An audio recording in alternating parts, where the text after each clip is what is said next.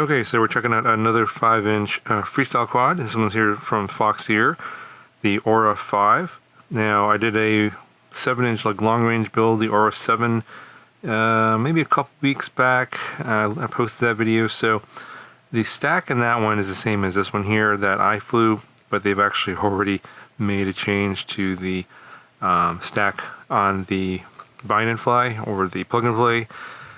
So this comes like this kind of pre-built. It comes with these new the Foxeer Datura series, 2306.5, 1850 kV. It's obviously for a 6S setup, and came with the Vista. Their Foxeer Apollo camera comes in another number of different versions. I'll show you the product page here in a second. But yeah, it's the new 5-inch Freestyle frame. The flight controller in this one is the V3 Reaper F4, but they've already come out with the V4. So unfortunately, with components being constantly in flux in the market, they've apparently switched the gyro. So what I'm seeing is that the gyro is different. The one I have in here is the BMI 270 gyro, and the one in the V4 is the ICM series gyro. That one I haven't seen before. I have never flown that one, so I can't really tell you anything about how that one behaves. So this video is already outdated, I guess, but I'm going to post it anyway because I know that Foxeer's not going to send me the updated flight controller and to retest this. So unfortunately, that's how things go on the market. The pit tune on this one was basically default Betaflight PIDs out of the box, Betaflight 430. Stock PIDs and no tuning whatsoever. So it's a pretty big, 4 or 5. It's the default PIDs on Betaflight are really 4 or 5-inch Freestyle drone, and it flies okay. I mean, it's not perfect. It's a starting point. It's a good starting point, but obviously it's going to need some tweaking if you get this. And of course, the flight controller you're going to get is going to be different from mine. So your mileage may vary. Your experience may be a little bit different from mine. Let's take a quick look at the product page here. Just come in 2 different colors, fluorescent green and gray. I've got the gray version. Not sure why you would have 2 different antennas, but obviously we've got the left-hand polarized antenna for DJI, and I have the Express LRS version. Now, they sent me one, I forget which receiver this is, but they're going to have a Foxeer Express LRS receiver at some point. I don't know exactly when. It might not even be out yet, but that's what that option is for. And of course, you have the RXSR, XM Plus, and Crossfire Nano. Of course, just no receiver for plug and play. And these are the different motor versions. I've got the 1850 kV, and there's 2020 and 2550 kV. Obviously, that's for 4S. And then you got different versions here: HD0, Vista Analog, and then DJI-03. I guess that's what some of these guys are going to be making in the future. And here are the specifications. So this is how I can tell that they updated the flight controller. So now a V4 flight controller in here.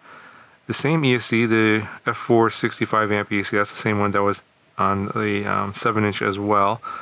And they have the 2306.5 motors. Yeah, not a whole lot here that interesting. I'll weigh this here for you on the scale. The frame itself, pretty vanilla. There are, obviously some nice little details. So you got your arm bumpers here and landing feet. So it's going to land on this nice TPU. Standard 5mm thick arms. It's T700 carbon, I believe. So it's pretty. It's pretty nice. It's nicely manufactured, smooth, no carbon dust. 2mm top plate, 2.5mm bottom plate. Sandwich plate as well. And you got, of course, you got all these little TPU parts, little part here in the front to protect this front area. But overall, fairly standard. A lot of 5-inch frames pretty much look like this. I mean, there's some slight differences. Obviously, you got your 20x20 stack here in the back for your VTX or your Vista. And it's also 30x30. I believe you could probably put an air unit back here as well if you have the TPU parts. 30x30 stack mount, of course, for the 30x30 stack, and then you have a 20x20 mount holes as well on here. And XT60, of course.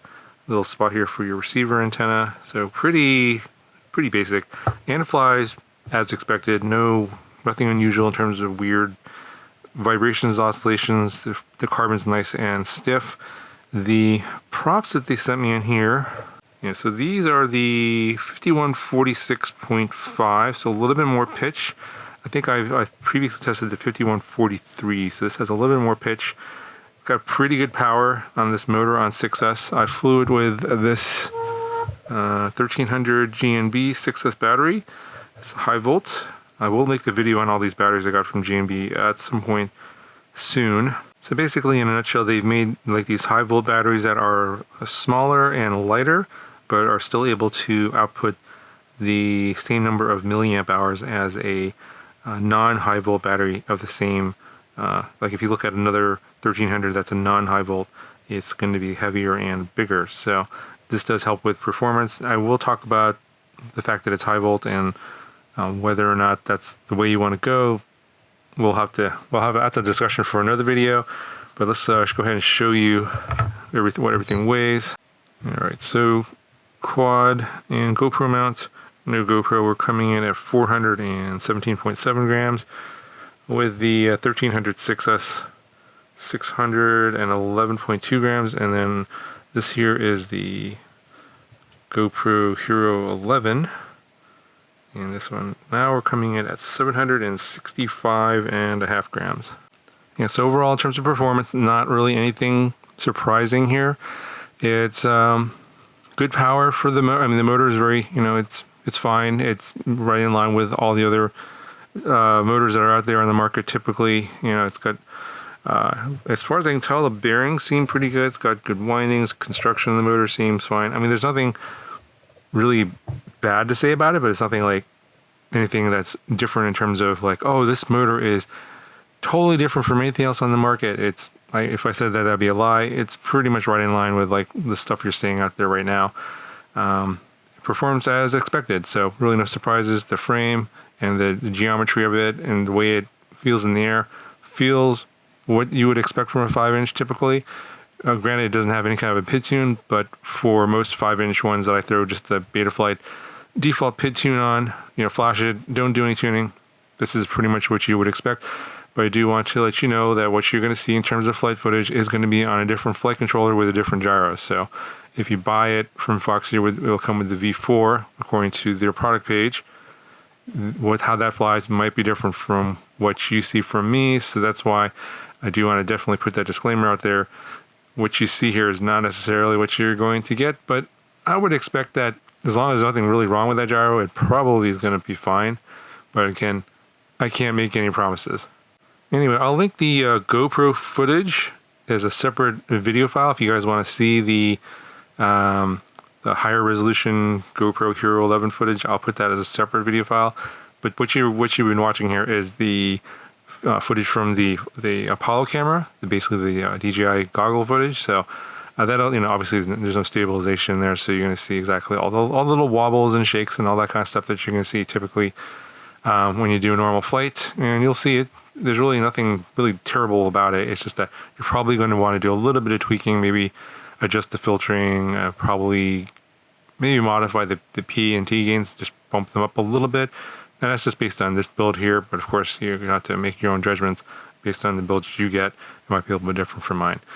All right, so link down in the video description if you want to check out this quad. Got any questions, let me know. I'll talk to you guys in the next one.